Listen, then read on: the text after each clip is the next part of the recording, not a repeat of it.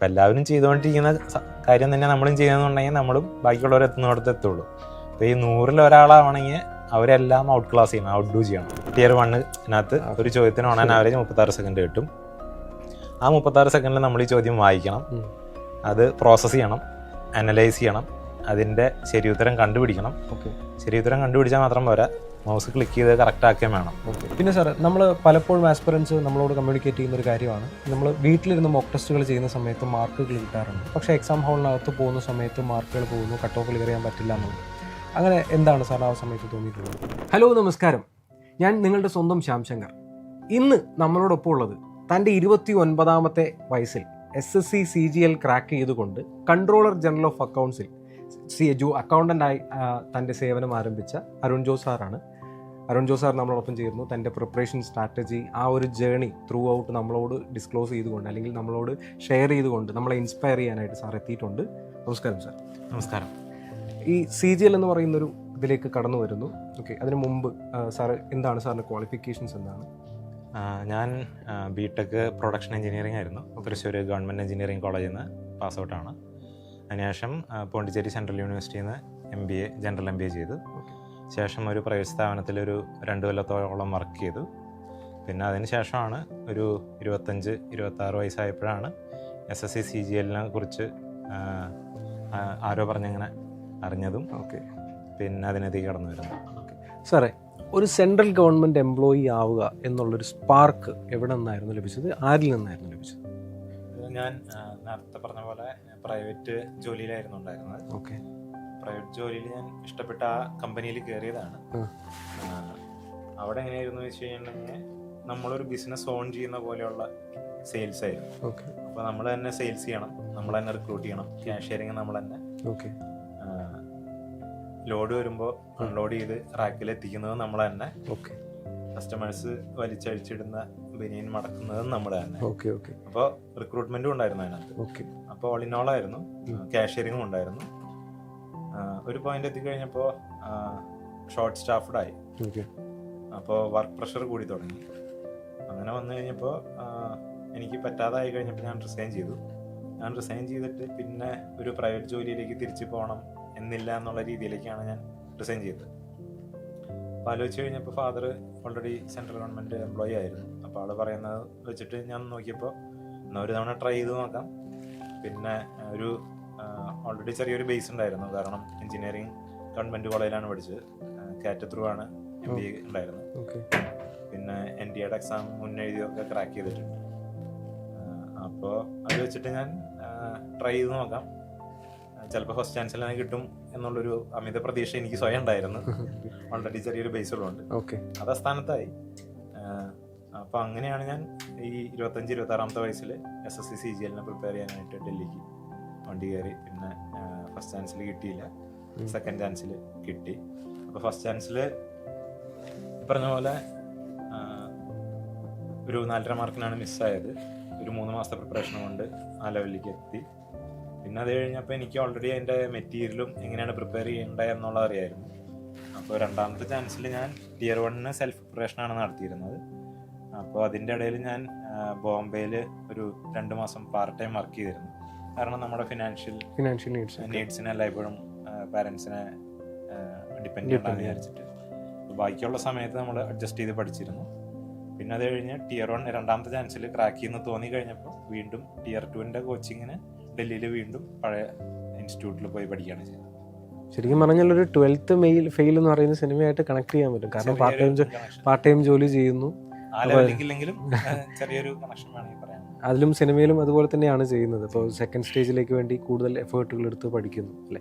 സാറിപ്പോൾ അതേപോലെ തന്നെയാണ് ചെയ്തത്. അപ്പോൾ ഈ ക്വാണ്ടിറ്റേറ്റീവ് ആപ്റ്റിറ്റ്യൂഡിന് ഒരു സ്ഥലത്ത് പോയി, മറ്റതിന് വേറെ പോയി എന്നല്ലേ പറയുന്നത്? ഇപ്പോൾ ഒരു മറ്റ് 2 ഫേംസിൽ പോയിട്ടുണ്ടായിരുന്നു എന്നല്ലേ പറയുന്നത്?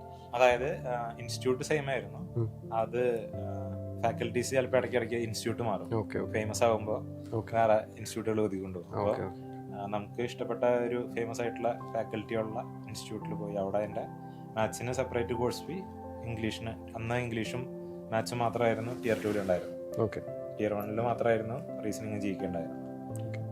ലൈഫിൽ അപ്പോൾ ടേണിംഗ് പോയിന്റ് എന്ന് പറയുന്നത് പ്രൈവറ്റ് ജോലി വേണ്ട എന്നുള്ളതായിരുന്നു. അല്ലേ? അതായത് ഞാൻ ചിന്തിച്ചു കഴിഞ്ഞപ്പോൾ ഒരു പോയിന്റിൽ ഞാൻ നമുക്ക് ആണുങ്ങൾക്ക് യൂഷ്വലി ആഫ്റ്റർനൂൺ ഷിഫ്റ്റ് ആണ് സെയിൽസിൽ കിട്ടുക. 2 to 10 ആണ്. അപ്പോൾ കസ്റ്റമേഴ്സൊക്കെ പോയി നമ്മൾ 10:45 11 മണിയാവും രാത്രി ഇറങ്ങുമ്പോൾ. അതായത് ഇതെല്ലാം സോർട്ട് ചെയ്ത് അഴിച്ചിട്ട തുണികളൊക്കെ മടക്കി വെച്ച് റാക്കിൽ പ്രോപ്പറായിട്ട് ക്ലീൻ ചെയ്തൊക്കെ വെച്ച് പിന്നെ പോകുമ്പോൾ ഒരു നേരമാവും.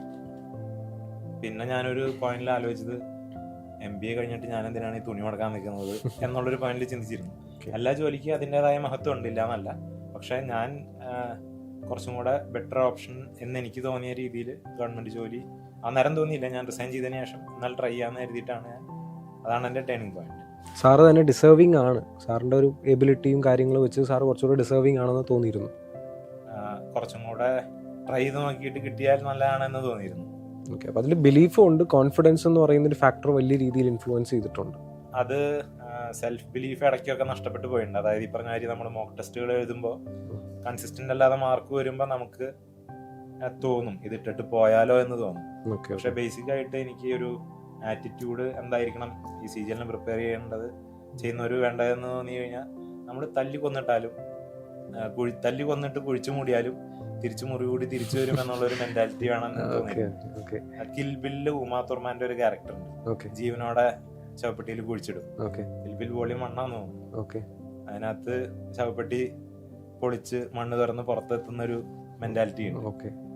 നമ്മൾ വീണ് കഴിഞ്ഞാൽ വീണ്ടും എനിക്ക് നടക്കുക, അങ്ങനെ ഒരു മെന്റാലിറ്റി ഉണ്ട് എന്നുണ്ടെങ്കിൽ ക്രാക്ക് ചെയ്യാന്ന് തോന്നിയിട്ടുണ്ട്. നമ്മൾ കൺസിസ്റ്റന്റ് ആയിട്ട് ആത്മാർത്ഥമായിരിക്കണം, കൺസിസ്റ്റന്റ് ആയിട്ട് എഫേർട്ട് പുട്ട് ചെയ്ത് കഴിഞ്ഞാൽ റിസൾട്ട് വൺസ് അത് കിട്ടുമെന്നാണ് എൻ്റെ ഒരു പേഴ്സണൽ എക്സ്പീരിയൻസ്. അപ്പോൾ അത് അത്തരത്തിലുള്ള കാര്യങ്ങൾ ഒരുപാട് ഇൻസ്പയർ ചെയ്യിപ്പിച്ചിട്ടുണ്ട് അല്ലേ? ചെയ്തിട്ടുണ്ട്, തീർച്ചയായും ചെയ്തിട്ടുണ്ട്. മെയിനായിട്ട് ഈ സെൽഫ് ബിലീഫ് നമുക്ക് എല്ലായ്പ്പോഴും ഉണ്ടാവണമെന്നില്ല. നമ്മളപ്പോൾ മോട്ടിവേഷനെ ഡിപ്പെൻഡ് ചെയ്യും. ചിലപ്പോൾ വീഡിയോസ് ആയിരിക്കും, അല്ലെങ്കിൽ ആരെങ്കിലും പറയുന്ന വാക്കുകളായിരിക്കാം. ചിലപ്പോൾ ഇപ്പോൾ ഞാൻ പറഞ്ഞത് ആരെങ്കിലും ഇൻസ്പയർ ചെയ്യാൻ പറ്റുമായിരിക്കാം, ഉറപ്പില്ല. പറ്റിയെന്നുണ്ടെങ്കിൽ ഇതെല്ലാം ചിലപ്പോൾ ഒരു ദിവസത്തേക്കോ 2 ദിവസത്തേക്കോ ഉള്ള ഒരു മെമ്മറിയിൽ ഉണ്ടാവുള്ളൂ. ബേസിക്കായിട്ട് ചില സമയത്ത് മോട്ടിവേറ്റ് ചെയ്യാൻ ആരുമില്ല, അല്ലെങ്കിൽ അങ്ങനത്തെ ഒരു സെറ്റപ്പ് ഇല്ലാത്ത സമയത്ത് നമുക്കൊരു സെൽഫ് ബിലീഫ് ഉണ്ടെങ്കിൽ മാത്രമേ അതിനകത്ത് മുന്നോട്ട് പോകാൻ പറ്റുള്ളൂ. ഒരു സെൽഫ് ബിലീഫും സെൽഫ് ഡ്രൈവും ഉണ്ടാവുക എന്ന് പറയുന്നത് വളരെ ഇമ്പോർട്ടൻ്റ് ആണ്. അപ്പോൾ ആ ഒരു മൊമെന്റം കീപ്പ് ചെയ്യാനായിട്ട് അത് തന്നെ അനിവാര്യമാണ്. ഒരു CGL ക്രാക്ക് ചെയ്ത ഒരു വ്യക്തി എന്നുള്ള രീതിയിൽ ആസ്പിറൻസിന് എപ്പോഴും അറിയാൻ താല്പര്യം ഉണ്ടാകുന്ന സാധനം എന്ന് വെച്ചാൽ സാറിൻ്റെ പ്രിപ്പറേഷൻ സ്ട്രാറ്റജി എങ്ങനെയായിരിക്കും? ഇപ്പം നമ്മൾ 12th ഫെയിൽ എന്നൊക്കെ പറഞ്ഞതുപോലെ വിക്രമന്ത് മസ എന്ന് പറയുന്നത് ആ സമയത്ത് പഠിക്കുന്നു, എങ്ങനെ ചെയ്യുന്നു? അപ്പോൾ ആ ഒരു നമ്മൾ പറയുന്ന സമയത്ത് എങ്ങനെയായിരുന്നു ആ സ്ട്രാറ്റജി എന്ന് പറയുന്നത്? 12th ഫെയിൽ തന്നെ കണ്ടിന്യൂ ചെയ്യാം. അതിനകത്തൊരു സ്പെസിഫിക് സീക്വൻസ് ഉണ്ടെന്നാണ് എൻ്റെ ഓർമ്മ. അതായത് ബേസിക്കായിട്ട് നമ്മൾ ഇത് ക്രാക്ക് ഡൗൺ ചെയ്ത് കൊണ്ടുവരികയാണെങ്കിൽ Tier 1 100 ക്വസ്റ്റ്യൻസ് ആണുള്ളത്, 1 മണിക്കൂറാണ് സമയം. അപ്പോൾ ഓൺ ആൻ ആവറേജ് ഒരു ക്വസ്റ്റിന് 36 സെക്കൻഡാണ് കിട്ടുക. Tier 1 ഒരു ചോദ്യത്തിന് ഓൺ ആൻ ആവറേജ് 36 സെക്കൻഡ് കിട്ടും. ആ 36 സെക്കൻഡിൽ നമ്മൾ ഈ ചോദ്യം വായിക്കണം, അത് പ്രോസസ്സ് ചെയ്യണം, അനലൈസ് ചെയ്യണം, അതിൻ്റെ ശരിയുത്തരം കണ്ടുപിടിക്കണം. ശരിയുത്തരം കണ്ടുപിടിച്ചാൽ മാത്രം പോരാ, മൗസ് ക്ലിക്ക് ചെയ്ത് കറക്റ്റ് ആക്കുകയും വേണം. എനിക്ക് ഒരു സ്പെസിഫിക് ഇൻസ്റ്റൻസിൽ ഒരു എക്സാമിൽ Tier 2 Tier 1 ഉത്തരം കിട്ടി, പക്ഷെ ക്ലിക്ക് ചെയ്യാൻ പോയപ്പോഴേക്കും ടൈം ഔട്ടായി. അപ്പോൾ ഒരു മൈക്രോ സെക്കൻഡ് പോലെ അവിടെ വിലയുണ്ട്. Tier 2 നോക്കുകയാണെങ്കിൽ ഓൺ ആൻ ആവറേജ് കഷ്ടി 1 മിനിറ്റാണ് ഒരു ചോദ്യത്തിന് കിട്ടുക. അതേപോലെ വേറെ ഒന്നും കൂടെ ഡീറ്റെയിൽ ആയിട്ട് നോക്കുകയാണെങ്കിൽ ഇപ്പോൾ 2025 SSC CGL അപ്ലൈ ചെയ്തത് 28 ലക്ഷത്തോളം പേരാണ്. Tier 1 അപ്പിയർ ചെയ്ത് 13.5 ലക്ഷത്തോളം പേരാണ്. വേക്കൻസി 14,852 എൻ്റെ ഓർമ്മ ശരിയാണെങ്കിൽ നോട്ടിഫൈ ചെയ്തിട്ടുള്ളത്. കൺവേർഷൻ നോക്കുകയാണെങ്കിൽ ഈ എഴുതിയ 13.5 ലക്ഷത്തും പേരിൽ ഏകദേശം 1% ആണ് ക്രാക്ക് ചെയ്യുക. എന്ന് പറഞ്ഞു കഴിഞ്ഞാൽ ഓൾമോസ്റ്റ് 100-ൽ ഒരാളാണ് ഈ എക്സാം ക്രാക്ക് ചെയ്യുക. അതായത് 100-ൽ ഒരാൾ കഴിച്ച് ബാക്കി 99 പേർക്ക് ഇത് കിട്ടില്ല. അപ്പോൾ 99 പേരും ഓൺ ആൻ ആവറേജ് ചിലപ്പോൾ 6 to 8 മണിക്കൂർ പഠിക്കുന്നവരായിരിക്കും. അപ്പോൾ ബാക്കി 99 പേരും ചെയ്യാത്ത കാര്യം നമ്മൾ ചെയ്താലേ നമ്മൾ കയറുള്ളൂ. എൻ്റെ ഒരു സ്പെസിഫിക് എക്സാമ്പിൾ പറയുകയാണെങ്കിൽ ഞാൻ ഡൽഹിയിൽ പ്രിപ്പയർ ചെയ്യുമ്പോൾ അവിടെ ലൈബ്രറി എടുത്തിരുന്നു പഠിക്കാൻ വേണ്ടിയിട്ട്. അപ്പോൾ അവിടെയുള്ളൊരു ഫ്രണ്ട് കൺസിസ്റ്റൻ്റ് ആയിട്ട് മോക്ക് ടെസ്റ്റിൽ Tier 2 മോക്ക് ടെസ്റ്റിൽ അന്ന് 100 ചോദ്യങ്ങളാണ് മാത്സിനുള്ളത്. 200 മാർക്കിലാണ് Tier 2 മാത്സ്. 200-ൽ കൺസിസ്റ്റൻ്റ് ആയിട്ട് 190+ സ്കോർ ചെയ്തിരുന്നു. നമ്മളൊക്കെ അന്ന് ഒരു 120 റേഞ്ചിലാണ് കളിക്കുന്നത് 200-ൽ. അപ്പോൾ ഞാൻ ആളോട് ചോദിച്ചു കഴിഞ്ഞപ്പോൾ ആൾ പറഞ്ഞു എനിക്ക് മാത്സ് ഭയങ്കര ഇൻട്രസ്റ്റ് ആണ്, അപ്പോൾ ഞാൻ ആലോചിച്ച് കഴിഞ്ഞപ്പോൾ എനിക്ക് മാത്സ് ഭയങ്കര ഇൻട്രസ്റ്റ് ആണ്, പക്ഷെ അവന് 190 എനിക്ക് 120 മാർക്കാണ് വരുന്നത്. പിന്നെ ഞാൻ അവനോട് ചോദിച്ചു, നീ ഒരു ദിവസം എത്ര മണിക്കൂർ പഠിക്കുന്നു ചോദിച്ചു. അപ്പോൾ അവൻ പറഞ്ഞു അവൻ ഒരു ദിവസം 12 to 14 മണിക്കൂർ പഠിക്കുന്നു പറഞ്ഞു. 8 മണിക്കൂർ ഉറക്കം കഴിഞ്ഞാൽ പിന്നെ 2 മണിക്കൂർ അവൻ സ്പെയർ ചെയ്യുന്നുള്ളൂ. ഞാനെന്ന സമയത്ത് അവൻ ആവറേജ് 6 to 8 മണിക്കൂറാണ് പഠിക്കുന്നത്. അവിടെയാണ് വ്യത്യാസം. അപ്പം എല്ലാവരും ചെയ്തുകൊണ്ടിരിക്കുന്ന കാര്യം തന്നെ നമ്മളും ചെയ്യുന്നുണ്ടെങ്കിൽ നമ്മളും ബാക്കിയുള്ളവർ എത്തുന്നിടത്ത് എത്തുള്ളൂ. അപ്പോൾ ഈ 100-ൽ ഒരാളാവണമെങ്കിൽ അവരെല്ലാം ഔട്ട് ക്ലാസ് ചെയ്യണം, ഔട്ട് ഡു ചെയ്യണം. പിന്നെ മോക്ക് ടെസ്റ്റുകൾ ആഴ്ചയിൽ തുടക്കത്തിലൊക്കെ ആഴ്ചയിൽ 1 വെച്ചാണ് ചെയ്യാറ്. പിന്നീട് എക്സാമിനൊരു 2 മാസം മുന്നൊക്കെ ആണെന്നുണ്ടെങ്കിൽ ഡെയിലി 1 വെച്ച് ചെയ്യും. അപ്പോൾ Tier 2-ൻ്റെ സമയത്തൊക്കെ ആണെങ്കിൽ 2 മണിക്കൂറോളം വരും Tier 2 എക്സാമിൻ്റെ മോക്ക് ടെസ്റ്റ് ചെയ്യാനായിട്ട്. അത് വെറുതെ ചെയ്ത് വിട്ടാൽ പോരാ, അതിൻ്റെ അനാലിസിസ്. ഇപ്പോൾ 2 മണിക്കൂർ മോക്ക് ടെസ്റ്റ് ചെയ്യുന്നുണ്ടെങ്കിൽ 2 മണിക്കൂർ എക്സ്ട്രാ അതിൻ്റെ അനാലിസിസിനായിട്ട് മാറ്റി വയ്ക്കുക. എന്നിട്ട് കിട്ടാത്ത ചോദ്യങ്ങൾ ഒന്നും കൂടെ അനലൈസ് ചെയ്ത് അതിൻ്റെ ഉത്തരം വർക്കൗട്ട് ചെയ്യുക. പിന്നെ മെയിനായിട്ട് എനിക്ക് കോമ്പറ്റീറ്റീവ് എക്സാമിൽ SSC CGL മാത്രമല്ല എല്ലാത്തിലും തോന്നിയിട്ടുള്ളത് ശരി ഉത്തരം കണ്ടുപിടിക്കുക എന്നുള്ളതിനേക്കാൾ കൂടുതൽ ശരി ഉത്തരം ഏറ്റവും ഷോർട്ടസ്റ്റ് ടൈമിൽ കണ്ടുപിടിക്കുക എന്നുള്ളതാണ്. പ്രീവിയസ് ഇയർ ക്വസ്റ്റ്യൻ പേപ്പർ എടുത്ത് നമ്മൾ അനലൈസ് ചെയ്ത് കഴിഞ്ഞിട്ടുണ്ടെങ്കിൽ ഈ 2 മണിക്കൂറിൻ്റെ പേപ്പർ ഒരു 4-5 മണിക്കൂർ കൊണ്ട് നമുക്ക് ചിലപ്പോൾ 80% കറക്റ്റ് ആക്കാൻ പറ്റും. പക്ഷേ എക്സാം പ്രഷറിൽ ഇരുന്നിട്ട് ആ ടൈം ലിമിറ്റിൽ ഇരുന്നിട്ട് നമ്മളത് വർക്കൗട്ട് ചെയ്യണമെങ്കിൽ അത്രയും സ്പീഡ് വേണം. മാത്സിലൊക്കെ സ്പീഡിന് ഇമ്പോർട്ടൻസ് വരുന്നത് അതുകൊണ്ടാണ്. പിന്നെ മെയിനായിട്ട് തോന്നിയിട്ടുള്ളത് രാവിലെ ഇരുന്ന് പഠിച്ചു കഴിഞ്ഞാൽ മൈൻഡ് ഫ്രഷ് ആയിരിക്കും. ഞാൻ പക്ഷേ രാത്രി ജീവിയാണ്. അപ്പോൾ ചിലപ്പോൾ 12 മണിയോടെ അനുബന്ധിച്ചൊക്കെ ആയിരിക്കും, അല്ലെങ്കിൽ രാത്രി ആ സമയത്തും ഇരുന്ന് പഠിക്കുന്നവരുണ്ടാവും. അപ്പം നമുക്ക് കംഫർട്ടബിൾ ആയിട്ടുള്ള ഏതാണോ ടൈം ആ സമയത്ത് പ്രൊഡക്റ്റീവായിട്ട് ഏത് സമയത്താണോ നമുക്ക് തോന്നുന്നത് അത് ഓരോരുത്തർക്കും ഡിഫറെൻ്റ് ആയിരിക്കും. മൈൻഡ് ഫ്രഷ് ആയിരിക്കുന്ന സമയത്ത് ടഫായിട്ടുള്ള ടോപ്പിക്സ്, ഇപ്പോൾ ക്യൂ ആണ് നമുക്ക് ടഫ് എന്നുണ്ടെങ്കിൽ മൈൻഡ് ഫ്രഷ് ആയിരിക്കുമ്പോൾ അത് എക്സാം സ്റ്റാർട്ട് ചെയ്യുമ്പോൾ അങ്ങനെയാണെങ്കിൽ ക്യൂ ചെയ്യാൻ നോക്കുക. ഏറ്റവും ടഫായിട്ടുള്ള സാർ ഞാൻ പറയുകയാണെങ്കിൽ നമ്മൾ ആദ്യം ഐഡന്റിഫൈ ചെയ്യണം അല്ലേ, നമ്മളുടെ വീക്കർ ഏരിയ ഏതാണ്, നമ്മളുടെ സ്ട്രോങ് ഏരിയ എന്നുള്ളത് അല്ലേ. നമ്മൾ അതിനെ ആ ഒരു വീക്കർ ഏരിയ ആകുമ്പോൾ അതും കൂടെ ഓവർകം ചെയ്യാനുള്ള സ്ട്രാറ്റജികൾ വേണ്ടേ? അതെ, അതിനോട് ആഡ് ചെയ്യാനുള്ള എന്താണെന്ന് വെച്ച് കഴിഞ്ഞാൽ ചോദിച്ചാൽ നന്നായി. കാരണം എന്താണെന്ന് വെച്ച് കഴിഞ്ഞാൽ നമ്മൾ പൊതുവെ എല്ലായ്പ്പോഴും കംഫർട്ടബിൾ നമ്മുടെ സ്ട്രോങ്ങർ ഏരിയയിലായിരിക്കും. നമ്മളെല്ലായ്പ്പോഴും നമ്മുടെ സ്ട്രെങ്ത് ബിൽഡ് ചെയ്യുക സ്ട്രോങ്ങർ ഏരിയയിലായിരിക്കും. പക്ഷേ അങ്ങനെ ചെയ്ത് കഴിഞ്ഞാൽ നമ്പർ ഓഫ് അറ്റംപ്റ്റ്സ് കൂടില്ല. നമ്പർ ഓഫ് അറ്റംപ്റ്റ്സ് കൂടണം എന്നുണ്ടെങ്കിൽ ഈ മോക്ക് ടെസ്റ്റുകളൊക്കെ ചെയ്ത് അതിനകത്ത് നമ്മുടെ വീക്ക് ഏരിയ അനാലിസ് ചെയ്ത് അത് പതുക്കെ ബിൽഡ് ചെയ്ത് സ്ട്രോങ് ആക്കി കഴിയുമ്പോഴാണ് നമ്മുടെ നമ്പർ ഓഫ് അറ്റംപ്റ്റ്സ് കൂടുക. അല്ലെങ്കിൽ നമ്പർ ഓഫ് അറ്റംപ്റ്റ്സ് സെയിം തന്നെയായിട്ട് കിടക്കും. സ്ട്രോങ് ഏരിയ അതേ സമയത്ത് ഹോൾഡ് ചെയ്ത് വെക്കാൻ വേണം, അത് വീക്കാക്കാൻ പാടില്ല. അതേസമയം വീക്ക് ഏരിയ അനലൈസ് ചെയ്തുകൊണ്ട് മുന്നോട്ട് പോയി കഴിഞ്ഞാൽ നല്ലതാണ്. ഓക്കെ സാർ, നേരത്തെ പറഞ്ഞ പോലെ 8 മണിക്കൂർ പഠിച്ചു, 6 മുതൽ 8 മണിക്കൂർ വരെ പഠിക്കും എന്നുള്ള രീതിയിൽ പറഞ്ഞു. അപ്പോൾ 8 മണിക്കൂർ വരെ പഠിക്കുന്ന സമയത്ത് നമ്മൾ ജനറലി അതെങ്ങനെയാണ് ആ ടൈം സ്ലോട്ട് എന്ന് പറയുന്നത് മാറ്റി വെച്ചത്? ഇത്ര മണിക്കൂർ ഇതിന് അങ്ങനെ ചെയ്തിട്ടുണ്ടായിരുന്നോ? അങ്ങനെ ഒരു സ്പെസിഫിക് കട്ട് ഓഫ് ഉണ്ടായിരുന്നില്ല. പക്ഷേ 3 മണിക്കൂറോളം ക്ലാസ് ഉണ്ടായിരുന്നു. പിന്നെ എക്സ്ട്രാ ഒരു 5-6 മണിക്കൂറാണ് പിന്നെ പറ്റുകയാണെങ്കിൽ നോക്കാറ്. അപ്പം അതിനകത്ത് ഞാൻ വീക്കായിട്ട് അല്ലെങ്കിൽ കൂടുതൽ സ്പീഡ് വേണ്ടിയിരുന്ന മാത്സിനായിരുന്നു. പിന്നെ 2016-17 സമയത്ത് ക്വാണ്ടിറ്റേറ്റീവ് ആപ്റ്റിറ്റ്യൂഡിനും ഇംഗ്ലീഷിനായിരുന്നു വെയിറ്റേജ് കൂടുതൽ. അപ്പോൾ അതിന് കൂടുതൽ വെയിറ്റേജ് ടൈം കൊടുത്തിട്ടാണ് ഞാൻ പഠിച്ചിരുന്നത്. ആ സമയത്ത് Tier 1 മാത്രമാണ് ജനറൽ അവയർനെസ്സും റീസണിങ്ങും ഉള്ളൂ. അതും 700 മാർക്കിൽ വെറും 50 മാർക്കിനേ ഉള്ളൂ. അപ്പോൾ അതുകൊണ്ട് അതിന് ടൈം അതിന് പ്രൊപ്പോർഷനേറ്റ് ആയിട്ടേ കൊടുത്തിരുന്നുള്ളൂ. പക്ഷേ ഇപ്പോൾ മാറിയ സെനാരിയോയിൽ അതിനനുസരിച്ച് ഡിവൈഡ് ചെയ്ത് കൊടുക്കുക ആയിരിക്കും ബെറ്റർ എന്ന് തോന്നുന്നു. ഓക്കെ, ഇപ്പം അതേ സമയത്ത് ഞാൻ പറയുന്നത് ഇപ്പോൾ അനാലിസിസ് ചെയ്യുന്ന കാര്യം പറഞ്ഞു, അതിൽ കൃത്യമായിട്ട് ഈ പേഴ്സൻറ്റൈൽ എന്ന് പറയുന്ന സംഭവം കുറച്ചുകൂടെ മെയിൻറ്റെയിൻ ചെയ്യേണ്ട ഒരു കാര്യമല്ലേ? ഇപ്പോൾ നമ്മൾ ഇത്ര ശരിയാണ് ഇത്ര തെറ്റ് എന്ന് പറയുമ്പോൾ പേഴ്സൻറ്റൈൽ എന്ന് പറയുന്നത് കാൽക്കുലേറ്റ് ചെയ്ത് അനലൈസ് ചെയ്യണ്ടേ? പേഴ്സൻറ്റൈൽ നമ്മളുള്ള സമയത്ത് ഞാൻ അങ്ങനെ അനലൈസ് ചെയ്തിരുന്നില്ല. നമ്മൾ പൊതുവേ നമ്മുടെ മോക്ക് ടെസ്റ്റ് എടുക്കുമ്പോൾ അതിനകത്ത് ഓൾ ഇന്ത്യ റാങ്കിങ്സ്, അതായത് ആ പെർട്ടിക്കുലർ മോക്ക് ടെസ്റ്റ് ചെയ്തതിൽ ഓൾ ഇന്ത്യ റാങ്കിങ്സ് നമുക്കറിയാൻ പറ്റും. പിന്നെ അങ്ങനെ നോക്കിയിരുന്നു. പിന്നെ കട്ട് ഓഫ് നമ്മൾ മനസ്സിൽ വിചാരിച്ച കട്ട് ഓഫ് എത്തുന്നുണ്ടോ എത്തുന്നില്ലേ എന്നുള്ളത്. മെയിനായിട്ട് ഒരു കാര്യം ആഡ് ചെയ്യാനുള്ളത്, കട്ട് ഓഫ് നമ്മുടെ മൈൻഡിൽ സെറ്റ് ചെയ്യുന്നത് ഇപ്പോൾ പ്രീവിയസ് ഇയർ കട്ട് ഓഫ് ആയിരിക്കരുത്. അല്ല, ഇപ്പോഴും 200 മാർക്കിലാണ് എക്സാം എന്നുണ്ടെങ്കിൽ 200 മാർക്കായിരിക്കണം നമ്മുടെ മൈൻഡിലെ കട്ട് ഓഫ്. നമ്മളിപ്പോൾ സപ്പോസ് 150 മാർക്ക് മൈൻഡിൽ കട്ട് ഓഫ് സെറ്റ് ചെയ്ത് കഴിഞ്ഞാൽ നമ്മൾ ഒന്നുകിൽ 150 എത്തും, അല്ലെങ്കിൽ അതിന് താഴെ എത്തുള്ളൂ. 200 മാർക്ക് കിട്ടോ ഇല്ലേ എന്നുള്ളത് വേറെ കാര്യം. നമ്മുടെ മൈൻഡിൽ മാക്സിമം മാർക്കായിരിക്കണം കട്ട് ഓഫ് എന്നാണ് എനിക്ക് തോന്നിയിട്ടുള്ളത്. ഓക്കെ, ഈ ഹാർഡർ ഏരിയാസ് എന്ന് പറയുന്നത് കൂടുതൽ ഫോക്കസ് ചെയ്തു എന്ന് പറഞ്ഞു. അപ്പോൾ അതിന് വേണ്ടിയിട്ടുള്ള ടിപ്സ് എന്തായിരുന്നു അന്ന് സ്വീകരിച്ചിരുന്നത്? അതിന് ടിപ്സ് എന്ന് പറഞ്ഞു കഴിഞ്ഞാൽ നമ്മൾ ഹാർഡ് ഏരിയ വൺസ് ഐഡന്റിഫൈ ചെയ്ത് കഴിഞ്ഞാൽ അതിൻ്റെ ബേസിക് മെറ്റീരിയൽ എല്ലായ്പ്പോഴും ബേസിക്കിൽ നിന്നാണ് സ്റ്റാർട്ട് ചെയ്യാറ് ഞാൻ.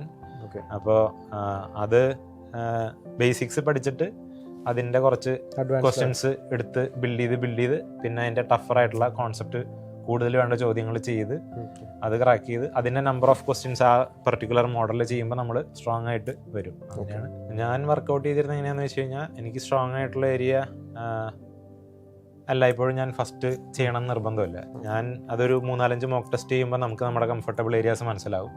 ഇപ്പോൾ GK ഞാൻ Tier 1 60 മിനിറ്റിൽ ഒരു 3 മിനിറ്റ് കൊണ്ട് എൻ്റെ GK തീരാറുണ്ട്. 7 മിനിറ്റ് കൊണ്ട് ഇംഗ്ലീഷ് അത്യാവശ്യം ആ സമയത്ത് സ്ട്രോങ് ആയിരുന്നതുകൊണ്ട് 7 മിനിറ്റ് കൊണ്ട് ഇംഗ്ലീഷ് തീരാറുണ്ട്. അപ്പോൾ 60 മിനിറ്റിൽ 10 മിനിറ്റ് കഴിഞ്ഞാൽ ബാക്കി 50 മിനിറ്റാണ് ഞാൻ ക്വാണ്ടിറ്റേറ്റീവ് ആപ്റ്റിറ്റ്യൂഡും ജനറൽ അവയർനെസ്സിന് വേണ്ടി മാറ്റി വയ്ക്കാറുള്ളത്. അപ്പം അങ്ങനെയാണ് വർക്കൗട്ട് ചെയ്തിരുന്നത്. ഒരു 4-5 മോക്ക് ടെസ്റ്റ് കഴിയുമ്പോൾ നമുക്ക് നമ്മുടെ ഏരിയാസ് ഐഡൻറ്റിഫൈ ചെയ്ത് നമുക്ക് ഏതാണോ കംഫർട്ടബിൾ അത് വർക്കൗട്ട് ചെയ്യാന്നുള്ളതാണ് തോന്നിയിട്ടുള്ളത്. പിന്നെ സാർ, നമ്മൾ പലപ്പോഴും ആസ്പിറൻസ് നമ്മളോട് കമ്മ്യൂണിക്കേറ്റ് ചെയ്യുന്ന ഒരു കാര്യമാണ്, നമ്മൾ വീട്ടിലിരുന്ന് മോക്ക് ടെസ്റ്റുകൾ ചെയ്യുന്ന സമയത്ത് മാർക്കുകൾ കിട്ടാറുണ്ട്, പക്ഷേ എക്സാം ഹാളിനകത്ത് പോകുന്ന സമയത്ത് മാർക്കുകൾ പോകുന്നു, കട്ട് ഓഫ് ക്ലിയർ ചെയ്യാൻ പറ്റില്ല എന്നുള്ളത്. അങ്ങനെ എന്താണ് സാറിന് ആ സമയത്ത് തോന്നിയിട്ടുള്ളത്? നമ്മൾ എക്സാം ഹാളിൽ ഇരിക്കുമ്പോൾ ആ ടോട്ടൽ പ്രഷർ വ്യത്യാസമായിരിക്കും. വീട്ടിൽ നമ്മൾ കംഫർട്ടബിൾ എൻവയോൺമെൻറ്റിലിരുന്ന് ആംബിയൻസിലിരുന്നായിരിക്കും ചെയ്യുന്നത്. അപ്പോൾ എനിക്ക് തോന്നിയിട്ടുള്ളതെന്ന് വെച്ച് കഴിഞ്ഞിട്ടുണ്ടെങ്കിൽ നമ്മളിപ്പോൾ ഒരു വീട്ടിലിരുന്ന് 60 മിനിറ്റിൻ്റെ ഒരു 1 അവറിൻ്റെ മോക്ക് ടെസ്റ്റ് ചെയ്യണ സമയത്ത് 55 മിനിറ്റ് വെച്ചിട്ട് സബ്മിറ്റ് കൊടുക്കാൻ നോക്കുക. അപ്പോൾ ആ പ്രഷറായിരിക്കും almost equivalent to actual exam pressure. അപ്പോൾ ഇതിനകത്ത് വരുന്ന മാർക്ക് ഡൗൺ, മോക്ക് ടെസ്റ്റിൽ വരുന്ന മാർക്ക് കുറവുള്ളത് നമ്മുടെ മൈൻഡിലേക്ക് എടുക്കണ്ട. അങ്ങനെ കണ്ടിന്യൂ ചെയ്തിട്ട് പിന്നെ അവസാനം വരുമ്പോൾ ഫുള്ള് 1 അവർ തന്നെ ചെയ്തു വെക്കുക. അത് കുറച്ചും കൂടെ ടഫറാണ്. പിന്നെ കുറേ പേര് ചെയ്യുന്ന ഒരു സംഭവം എന്താണെന്ന് വെച്ച് കഴിഞ്ഞിട്ടുണ്ടെങ്കിൽ Tier 1 മാത്രമായിട്ട് പ്രിപ്പയർ ചെയ്യും. Tier 1 ക്രാക്ക് ചെയ്ത് കഴിഞ്ഞാൽ Tier 2ലേക്ക് പ്രിപ്പയർ ചെയ്യാമെന്ന് തോന്നുക. Tier 2 ആണ് കമ്പാരിറ്റീവ്ലി ടഫർ. തുടങ്ങുമ്പോഴേ Tier 2 പ്രിപ്പയർ ചെയ്ത് തുടങ്ങിക്കഴിഞ്ഞാൽ ഓട്ടോമാറ്റിക്കലി Tier 1 ക്രാക്ക് ആയി പോകും. അപ്പോൾ സാറ് പറഞ്ഞത്, ഇപ്പോൾ നമ്മൾ എക്സാം ഹാളിനകത്ത് ഇരിക്കുന്ന സമയത്ത്, ഇപ്പോൾ നമ്മൾ വീട്ടിൽ കാമൻ കമ്പോസ്ഡ് ആയിട്ട് ഇരിക്കുന്ന സമയത്ത് ലഭിച്ചതിൻ്റെ ഒരു 90%, കാരണം നമ്മളൊരു പ്രഷർ വരും, വേറൊരു അറ്റ്മോസ്ഫിയർ വരും. അപ്പോൾ ബെറ്റർ എന്ന് പറയുന്നത് ഒരു കുറച്ച് മിനിറ്റ് മുമ്പ് നേരത്തെ സ്റ്റോപ്പ് ചെയ്യുന്നതായിരിക്കും. അതുകൊണ്ട് ഗുണം ഉണ്ടായിട്ടുണ്ട് സാർക്ക്? അത് ലാസ്റ്റ് വരെ ചെയ്യണമെന്നില്ല. അങ്ങനെ ചെയ്യുമ്പോൾ ഓട്ടോമാറ്റിക്കലി നമ്മുടെ ആ 3 മിനിറ്റ് കുറയുമ്പോൾ നമ്മുടെ നമ്പർ ഓഫ് ക്വസ്റ്റ്യൻസ് അറ്റംപ്റ്റ് കുറയും, മാർക്ക് കുറയും. അത് നമ്മൾ മനസ്സിലേക്ക് എടുക്കാതെ എക്സാമിനോട് അടുക്കുമ്പോൾ ഈ 60 മിനിറ്റ് തന്നെ ചെയ്തു വെക്കാം. അപ്പോൾ മാർക്ക് കൂടുമ്പോൾ നമുക്ക് കുറച്ചും കൂടെ കോൺഫിഡൻസ് കിട്ടാം. അപ്പോൾ ഈ എക്സാം പ്രഷർ ഡിഫറൻസ് വരുന്നത് നമ്മൾ വീട്ടിലിരുന്ന് കംഫർട്ടബിൾ എൻവയോൺമെന്റിൽ ചെയ്യുന്നതും ആക്ച്വൽ എക്സാം പ്രഷറിൽ ചെയ്യുന്നതും തമ്മിൽ വ്യത്യാസമുള്ള പോലെ. സാർ ഇപ്പോൾ വർക്ക് ചെയ്യുന്നത് CGL, controller general of accounts. സാധാരണക്കാരന് കുറച്ചുകൂടെ ഫെമിലിയർ അല്ലാത്തൊരു പേരാണ് CGA എന്ന് പറയുന്നത്. CGA എന്ന് പറയുന്ന ഒരു വർക്കിംഗ് പാറ്റേൺ എങ്ങനെയാണ് സാറിൻ്റെ ഒരു ഡേ ടു ഡേ എന്ന് പറയുന്നത് എങ്ങനെയാണ്? അതിൻ്റെ വർക്കിംഗ് ഒക്കെ എങ്ങനെയാണ്? ഞാൻ വർക്ക് ചെയ്യുന്നത് ഇപ്പോൾ ഉള്ള പോസ്റ്റ് സീനിയർ അക്കൗണ്ടൻ്റ് ആണ്. സോണൽ അക്കൗണ്ട്സ് ഓഫീസ്, ഇൻകം ടാക്സിൻ്റെ സോണൽ അക്കൗണ്ട്സ് ഓഫീസിലാണ്, കൊച്ചിയിലാണ് വർക്ക് ചെയ്യുന്നത്. Basically pay and accounts office എന്നാണ് പറയുക. അതായത് ഇന്ത്യയിലെ സിവിൽ യൂണിയൻ മിനിസ്ട്രീസിൻ്റെ ഒരു 80% യൂണിയൻ മിനിസ്ട്രീസിൻ്റെ accounting controller general of accounts ആണ് ചെയ്യുന്നത് CGA. അതിൽ ഞാൻ വർക്ക് ചെയ്യുന്നത് ഇൻകം ടാക്സിൻ്റെ അക്കൗണ്ട്സിലാണെന്ന് മാത്രം. ഇൻകം ടാക്സ് ബിൽഡിങ്ങിലാണ്, ആ ഡിപ്പാർട്ട്മെൻ്റ് അല്ല, അവരുടെ ബിൽഡിങ്ങിൽ വർക്ക് ചെയ്യുന്ന CGAയുടെ കീഴിലാണ് ഞാൻ വർക്ക് ചെയ്യുന്നത്. അപ്പോൾ എനിക്ക് ഭാവിയിൽ ട്രാൻസ്ഫർ വരികയാണെങ്കിൽ എനിക്ക് GSTയുടെ അക്കൗണ്ട്സിലേക്ക് ആവാം, എക്സ്റ്റേണൽ അഫയേഴ്സിൻ്റെ അക്കൗണ്ട്സിലേക്ക് ആവാം, ഹോം അഫയേഴ്സിൻ്റെ അക്കൗണ്ട്സിലേക്ക് ആവാം, അഗ്രികൾച്ചറിൻ്റെ അക്കൗണ്ട്സിലേക്ക് ആവാം. അങ്ങനെ മാറ്റങ്ങൾ വരാം. ഇനി നമ്മളിപ്പോൾ ഒരു ആസ്പിറന്റ് കഴിഞ്ഞു, അതിനുശേഷം നമ്മളൊരു എംപ്ലോയി ആയി.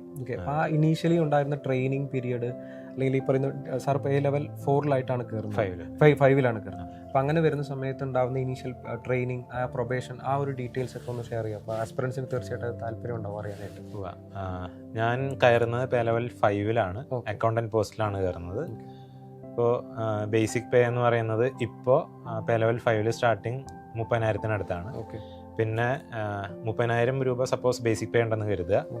അതിൻ്റെ കൂടെ അലവൻസസ് ഉണ്ട്, ഡിയർനെസ് അലവൻസ് ഉണ്ട്, ഹൗസ് റെന്റ് അലവൻസ് ഉണ്ട്, പിന്നെ ട്രാൻസ്പോർട്ടേഷൻ അലവൻസ് ഉണ്ട്. ഈ ട്രാൻസ്പോർട്ടേഷൻ അലവൻസുമേ DAയുടെ ഒരു ഘടകം കൂടെ വരും. ഇതെല്ലാം കൂടെയാണ് ഗ്രോസ് സാലറി വരുന്നത്. ഇപ്പോൾ ബേസിക് പേ സപ്പോസ് 30,000 രൂപ ഉണ്ടെങ്കിൽ ഇപ്പോഴുള്ള DA കുറേ പേർക്ക് അറിയാവുന്ന പോലെ 58%. അപ്പോൾ പിന്നെ HRA വരുന്നത് 20%. അപ്പോൾ 58-ഉം 20-ഉം 78% ബേസിക് പേയുടെ.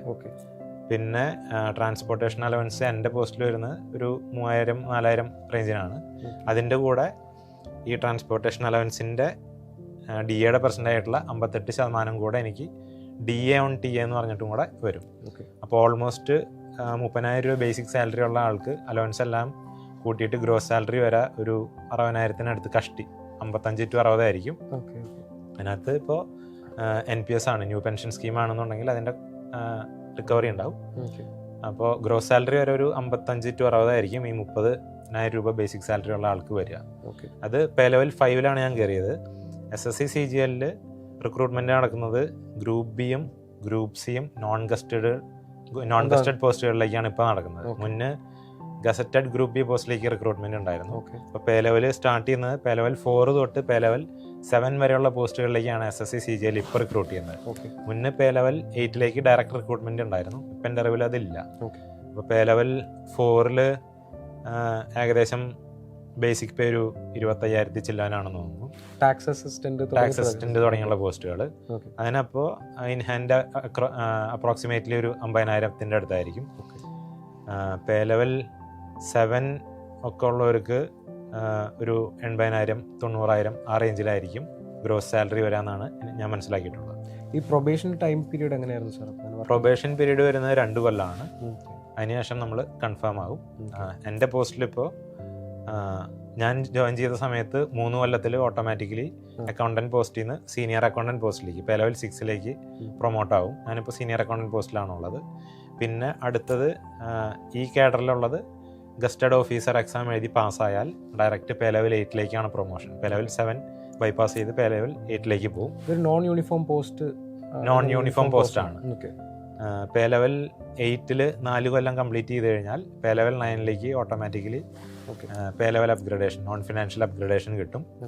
പിന്നെ പേ ലെവൽ 8 ഒരു 10 to 12 കൊല്ലം അല്ലെങ്കിൽ 15 കൊല്ലം കംപ്ലീറ്റ് ചെയ്യുമ്പോൾ പേ ലെവൽ 10, അതായത് UPSCയിൽ ഗ്രൂപ്പ് എ ആയിട്ട് ഇനീഷ്യലി സ്റ്റാർട്ട് ചെയ്യുന്ന പേ ലെവലിലേക്കാണ് നമ്മൾ എത്തുക. യൂഷ്വലി ഈ കേഡറിൽ അവിടെ വെച്ചിട്ടാണ് റിട്ടയർമെൻ്റൊക്കെ ആ പോസ്റ്റിലായിരിക്കും.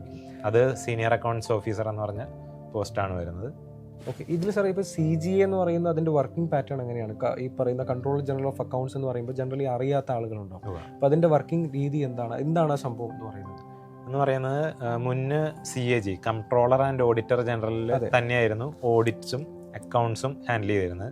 1976 നമ്മുടെ അടിയന്തരാവസ്ഥ കാലഘട്ടത്തിൽ സ്പ്ലിറ്റ് ചെയ്ത് CGA ഫോം ചെയ്ത് അക്കൗണ്ടിങ്, സിവിൽ യൂണിയൻ മിനിസ്ട്രീസിൻ്റെ അക്കൗണ്ടിങ് CGAക്ക് കൊടുത്തു. ഒരു 80% സിവിൽ യൂണിയൻ മിനിസ്ട്രീസിൻ്റെ. സെപ്പറേറ്റ് അക്കൗണ്ട്സ് ഉള്ളത് defence accounts, controller general of defence accounts ഉണ്ട്. റെയിൽവേ മിനിസ്ട്രിക്ക് സെപ്പറേറ്റ് അക്കൗണ്ട്സ് ഉണ്ട്.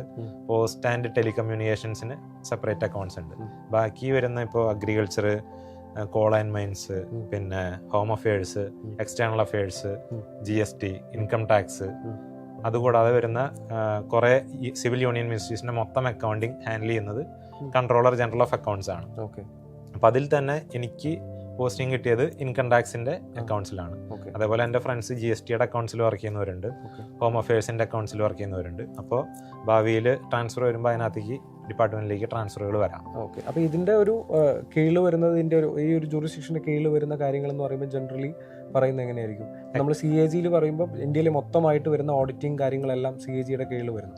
CGയുടെ കീഴിൽ മാത്രമായിട്ട് സ്പെസിഫിക്കലി പറയാൻ പറ്റുന്ന മേഖലകൾ ഇപ്പോൾ പറഞ്ഞ പോലെ തന്നെ GSTയുടെ അക്കൗണ്ട്സ്, അങ്ങനെയുള്ള സിവിൽ യൂണിയൻ മിനിസ്ട്രീസിൻ്റെ അക്കൗണ്ട്സ്. അതിനകത്ത് അക്കൗണ്ട്സ് എന്ന് ഉദ്ദേശിക്കുന്നത് ഇപ്പോൾ ഞാൻ ചെയ്യുന്ന ഇൻകം ടാക്സിൻ്റെ അക്കൗണ്ട്സിൽ വരുന്നത് എന്താണെന്ന് വെച്ച് കഴിഞ്ഞിട്ടുണ്ടെങ്കിൽ നമ്മുടെ തന്നെ ഓഫീസിൻ്റെ, ഇൻകം ടാക്സ് ഓഫീസിൻ്റെ അല്ലാതെ ഞങ്ങളുടെ തന്നെ ഓഫീസിൻ്റെ അഡ്മിനിസ്ട്രേഷൻ എസ്റ്റാബ്ലിഷ്മെൻറ്റ്, ഞങ്ങളുടെ ഓഫീസേഴ്സിൻ്റെയും ഒഫീഷ്യൽസിൻ്റെയും സാലറി, അവരുടെ പേയ്മെൻറ്റ് അലവൻസുകൾ, മെഡിക്കൽ ബില്ലുകളുടെ റീഇംബേഴ്സ്മെൻറ്റ്, ഓഫീസ് എക്സ്പെൻസിൻ്റെ ബില്ല് റീഇംബേഴ്സ്മെൻറ്റ്, അങ്ങനെയുള്ള അഡ്മിനിസ്ട്രേഷൻ ഉണ്ട്.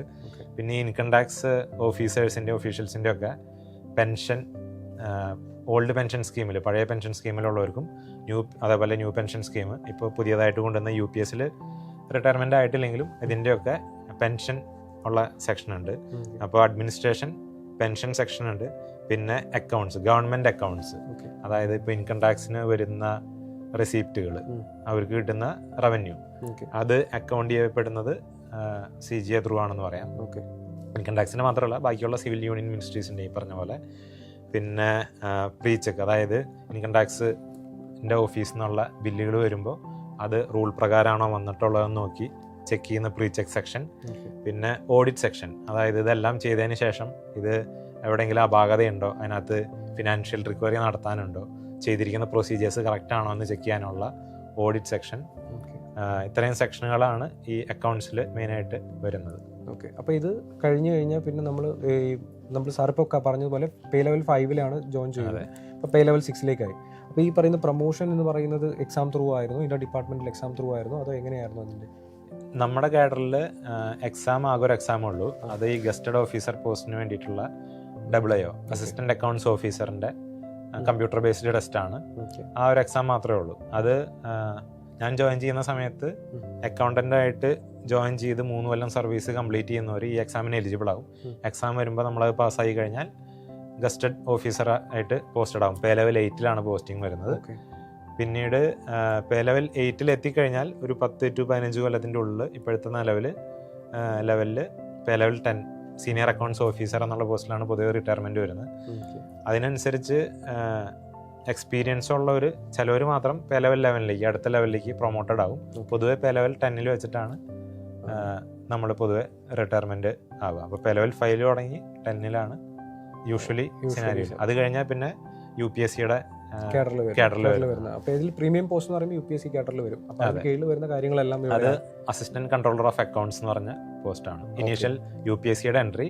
നമ്മുടെ അവിടെ ഇപ്പോൾ ഈ സീനിയർ അക്കൗണ്ട്സ് ഓഫീസർ പ്രൊമോട്ട് ആയി കഴിഞ്ഞാൽ ACA ആയിട്ട് അസിസ്റ്റന്റ് കൺട്രോളർ ഓഫ് അക്കൗണ്ട്സ് ആവായിട്ട്. നമ്മളിപ്പോൾ ഈ ഒരു സാർ പറഞ്ഞ പോലെ ഈ പേ ലെവൽ 6 ഇപ്പോൾ സാറ് നിൽക്കുന്നത്.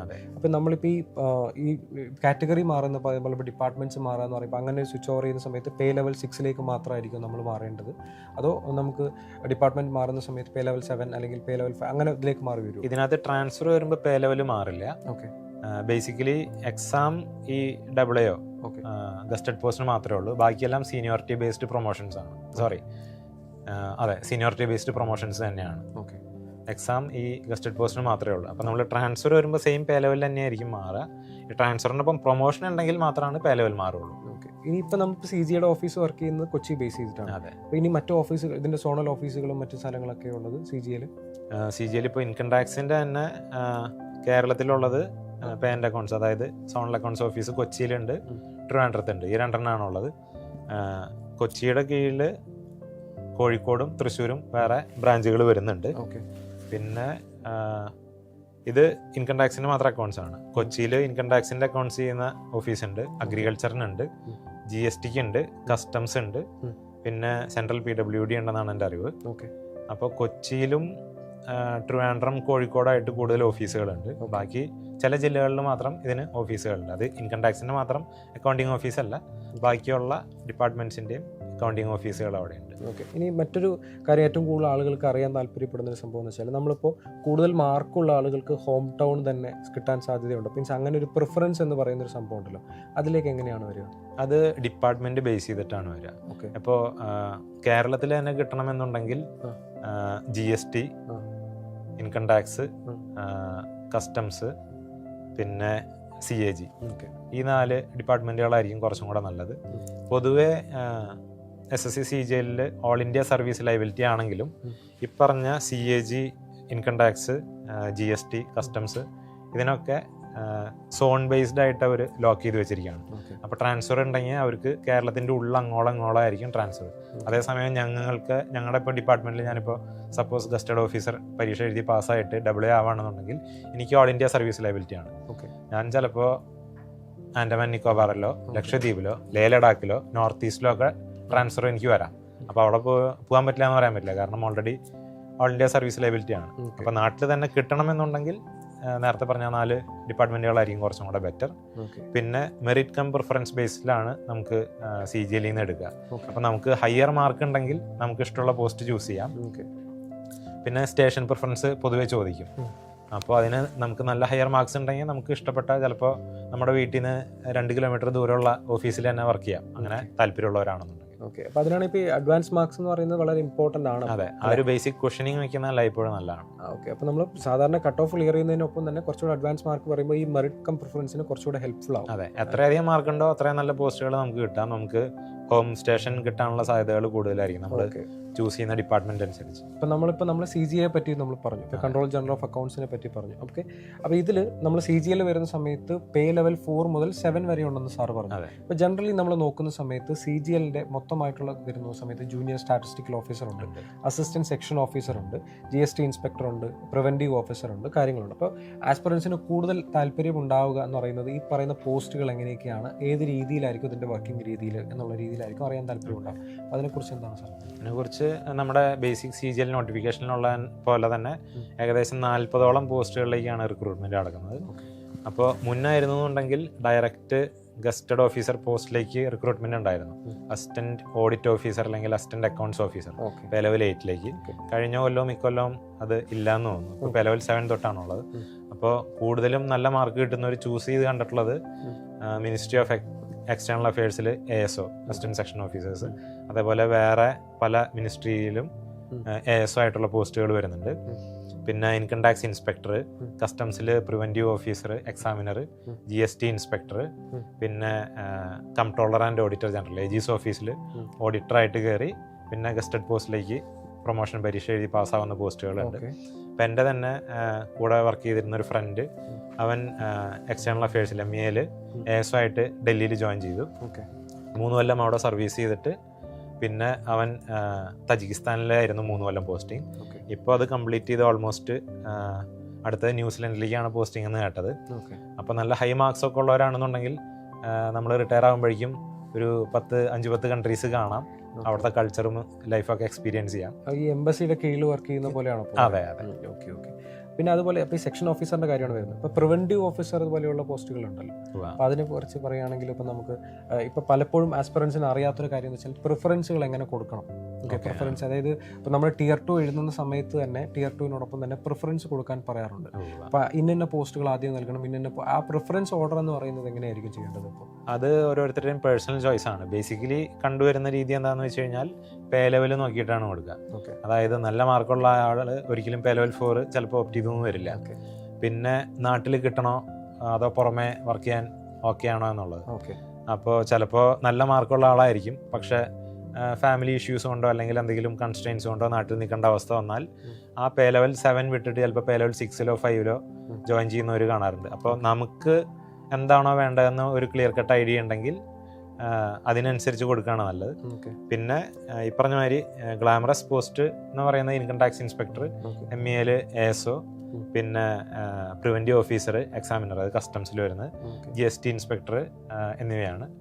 പിന്നെ കംട്രോളർ ആൻഡ് ഓഡിറ്റർ ജനറലിൽ ഓഡിറ്റർ പോസ്റ്റും തിരക്കേടില്ല, കാരണം അതൊരു സ്റ്റാറ്റ്യൂട്ടറി ബോഡി പോലെയാണ്, ഇൻഡിപെൻഡൻറ്റ് ബോഡിയാണ്. അപ്പോൾ കമ്പാരിറ്റീവ്ലി പൊളിറ്റിക്കൽ പ്രഷർ ഇല്ലാത്ത ഒരു പവറുള്ള ഡിപ്പാർട്ട്മെൻറ്റാണ് CAG. അതിൽ കയറി കഴിഞ്ഞാൽ ഇപ്പോൾ ഡയറക്റ്റ് CAGയിൽ അസിസ്റ്റന്റ് അക്കൗണ്ട്സ് ഓഫീസറിലേക്ക് റിക്രൂട്ട്മെന്റ് നടക്കുന്നില്ലെങ്കിലും ഡിപ്പാർട്ട്മെന്റൽ എക്സാം ത്രൂ ആ ലെവലിലേക്ക് എത്തി പിന്നീട് പ്രൊമോഷൻസ് എടുക്കാവുന്നതാണ്.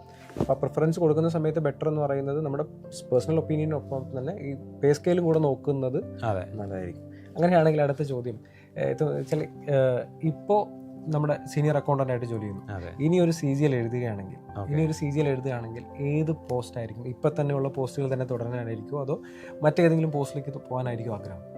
ഇപ്പോൾ ഉള്ള പോസ്റ്റിൽ ഞാൻ സംതൃപ്തനാണ്. ഇതിനകത്ത് കണ്ടിന്യൂ ചെയ്യുന്നതുകൊണ്ട് എനിക്ക് നിലവിൽ ബുദ്ധിമുട്ടില്ല. പക്ഷെ ഒരു ഡ്രീം പോസ്റ്റ് എന്നുള്ള നിലയ്ക്ക് ഞാൻ എക്സ്റ്റേണൽ അഫയേഴ്സിൽ ഈ കൂട്ടുകാരന് കിട്ടിയ അസിസ്റ്റന്റ് സെക്ഷൻ ഓഫീസറായിട്ട് കിട്ടാനായിരിക്കും താല്പര്യം. അതെൻ്റെ പേഴ്സണൽ പ്രിഫറൻസ് ആണ്, കാരണം ഞാൻ ട്രാവൽ ചെയ്യാൻ താല്പര്യപ്പെടുന്ന ആളാണ്. അപ്പോൾ കുറേ കൺട്രീസ് കാണാം, കൾച്ചേഴ്സ് എക്സ്പീരിയൻസ് ചെയ്യാം, പുതിയ ആൾക്കാരെ കാണാം, നാട് കാണാമെന്നുള്ള. ഓരോരുത്തർക്കും ഡിഫറെൻ്റ് ആയിരിക്കും. അത് കഴിഞ്ഞാൽ പിന്നെ വരുന്നൊരു പോസ്റ്റ് ഏതായിരിക്കും? പിന്നെ വരുന്നത് ഇൻകം ടാക്സ് ഇൻസ്പെക്ടർ ആയിരിക്കും. Preventive officer, income tax inspector പോലെയുള്ള പോസ്റ്റുകളായിരിക്കും. കാരണം ഇൻകം ടാക്സ് ഇൻസ്പെക്ടറിൽ നിന്ന് അടുത്ത പ്രൊമോഷൻ വരുന്ന ഇൻകം ടാക്സ് ഓഫീസറാണ്. എൻ്റെ അറിവില് ഇൻകം ടാക്സ് റെയ്ഡൊക്കെ കണ്ടക്ട് ചെയ്യാൻ ഒരു ITO ഇൻകം ടാക്സ് ഓഫീസർക്ക് പവർ ഉണ്ടെന്നാണ് എൻ്റെ ഒരു അറിവ്. അപ്പോൾ ഈ പേ ലെവൽ 7 എന്ന് പറയുമ്പോൾ സാർ നേരത്തെ പറഞ്ഞു നമുക്ക് ഇനീഷ്യൽ കിട്ടുന്ന ബേസിക് പേ, അതിനൊപ്പം തന്നെ DA വരുന്നു, ഓരോ വർഷവും കൂടുന്ന സമയത്ത് പറഞ്ഞു. അപ്പോൾ ഇനി ഒരു പേ ലെവൽ വരികയല്ലേ, അപ്പോൾ അങ്ങനെ വരുന്ന സമയത്ത് സാലറിയിൽ എത്രത്തോളം ഹൈക്ക് ഉണ്ടാവാൻ സാധ്യതയുണ്ട്? അതായത് ഇപ്പോൾ അറിയുന്ന പോലെ, കുറേ പേർക്ക് അറിയുന്ന പോലെ 8ാം ശമ്പള കമ്മീഷൻ, 8th കമ്മീഷൻ, പേ കമ്മീഷൻ വരുന്നു എന്ന് പ്രഖ്യാപിച്ചിട്ടുണ്ട്.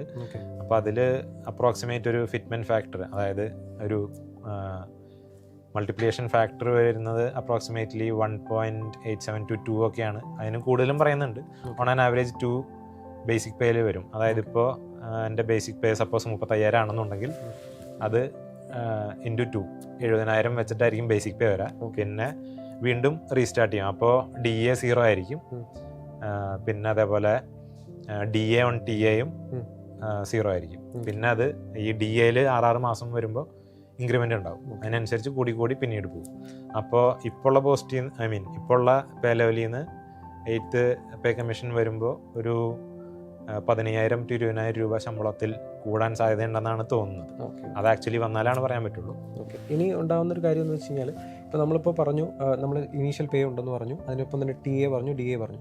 മറ്റ് ബെനിഫിറ്റ്സ് എന്തെങ്കിലും ഈ പറയുന്ന ഇൻഷുറൻസ് പോലെയുള്ള മെഡിക്കൽ ബെനിഫിറ്റ്സ് അങ്ങനെ ഉണ്ടോ ഇതിനകത്ത്? അതിനകത്ത് മെയിനായിട്ട് ഒരു അട്രാക്ഷൻ എന്ന് പറയാറുള്ളത്, ഞാൻ മുന്നേ ഫാക്കൽറ്റി ആയിരുന്നു പറഞ്ഞു, അപ്പോൾ ക്ലാസ് എടുക്കുമ്പോൾ പറയാറുള്ളത് നമുക്ക് ഒരു വർക്ക് ലൈഫ് ബാലൻസ് കീപ്പ് ചെയ്യാൻ പറ്റും. മെയിനായിട്ട് പറയുകയാണെങ്കിൽ ലീവ്. നമുക്ക് സെൻട്രൽ ഗവൺമെൻറ് ജോലിയിൽ ചില ഡിപ്പാർട്ട്മെൻറ്റുകളിൽ ഒഴികെ ബാക്കി എല്ലായിടത്തും 5 day വർക്ക് വീക്കാണ്. അപ്പോൾ നോക്കുകയാണെങ്കിൽ ഞാനൊരു സ്റ്റാറ്റിസ്റ്റിക്സ് പറയുകയാണെന്നുണ്ടെങ്കിൽ ഒരു കൊല്ലത്തിൽ 52 ആഴ്ചയുണ്ട്. 52 ആഴ്ചയിൽ ഒരാഴ്ചയിൽ 2 ശനി ഞായറുണ്ട്. ഇപ്പോൾ 2 ദിവസം ഒരാഴ്ചയിൽ ഓഫാണ്.